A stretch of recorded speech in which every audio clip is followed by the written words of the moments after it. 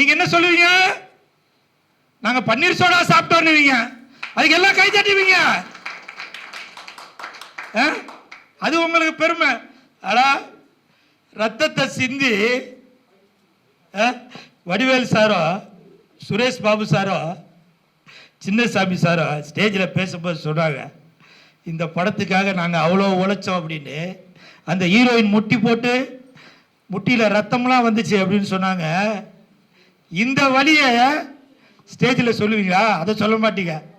பன்னீர் soda 1 மணிக்கு வந்துச்சு, 4 மணிக்கு 3 கோலி சோடா வந்துச்சு அப்படின்னு அதை நீங்கள் பெருமையாக சொல்லுவீங்க. இப்போ கூட நான் யாருக்கும் குறை சொல்லணும் அப்படின்னு சொல்ல வரலங்க.